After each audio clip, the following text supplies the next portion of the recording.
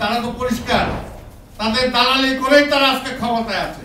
আমার বাংলাদেশে কে ক্ষমতায় বসবে, নির্বাচনে কে জিতবে না জিতবে তার হস্তক্ষেপ করার কোনো অধিকার আছে? আবার দোষ দেন তাদের যারা দেশ আছে, তারা কু করলে কু হয়ে যায় আর তারা কু করলে কু হয় না।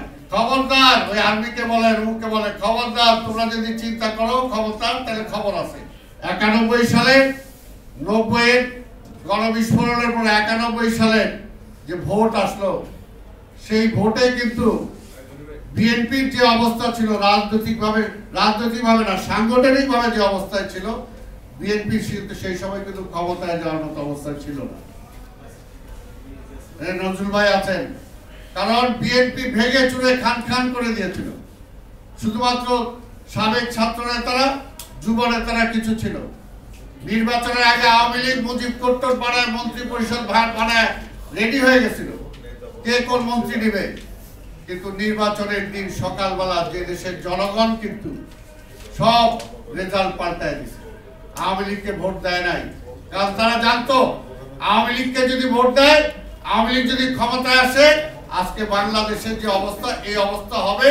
জনগণ সেই সময় চিন্তা করছে, এই কারণে আওয়ামী লীগকে ভোট দেয় নাই, বিএনপি কে ভোট দিয়ে ক্ষমতায় পাঠাইছে। কিন্তু আজকে তারপরে কি হলো? আমরা কি সবাই সেই সময় বিএনপি কে সমর্থন বা বিএনপি কে সহযোগিতা করে যতটুকু দল করা দরকার কে কতটুকু করছে চিন্তা করেন? তারপরে 96 সালে কি হলো? আজকে শেখ হাসিনা বড় বড় কথা বলেন, ধমক দেন, খবরদার, ওই আর্মিকে বলে রুমকে বলে খবরদার, তোমরা যদি চিন্তা করো খবরদার, তাহলে খবর আছে। 96 সালে কি হলো?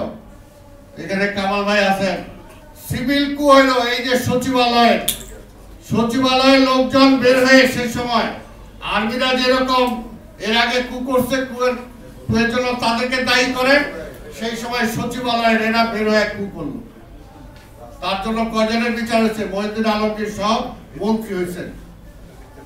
আবার দোষ দেন তাদের যারা দেশ আছে, তারা কু করলে কু হয়ে যায় আর তারা কু করলে কু হয় না। কাজেই ওই সময় এই ধারাকে যাতে ব্যচ্যুত করা যায়, সেই কারণে কিন্তু সেই সময় সেটা হয়েছিল। এবং রাজনৈতিক ভাবে কে কোথায় ছিলেন আমরা চিন্তা করতে পারি। আজকে যাদেরকে ক্ষমতায় বসানো হয়েছে, আর এটা রাগ টাকের কিছু নাই। আওয়ামী লীগ নিজে বলছে, আওয়ামী লীগের সেক্রেটারি কয়েকদিন আগেও বলছে যে ভারত সহযোগিতা করছে বলেই আমরা জিততে পারছি, ক্ষমতায় আছি। কি বলছে না এটা? তাদের কি রাগ ডাক আছে নাকি? তারা তো পরিষ্কার, তাদের দালালি করেই তারা আজকে ক্ষমতায় আছে। কাজে তাদের দালালি যারা করে, তারা তো তাদের পক্ষেই গুণগান গাবে এবং সেটার জন্য তারা করতেছে। আমাদের কথা হলো পরিষ্কার, আমার যে পক্ষে থাকবে আমি তার পক্ষে আছি, যে আমার বিরুদ্ধে আছে আমি তার বিপক্ষে আছি। আমার বাংলাদেশে কে ক্ষমতায় বসবে, নির্বাচনে কে জিতবে না জিতবে তার হস্তক্ষেপ করার কোনো অধিকার আছে? সেটা আমি বলবো না। এটা বললেই কি আমি মানে রাষ্ট্রদ্রোহী হয়ে গেলাম, ইন্ডিয়া বিরোধী হয়ে গেলাম? নো, এটা আমি আমার বাংলাদেশি হইলাম, বাংলাদেশি। আমি বাংলাদেশের পক্ষে বলবো।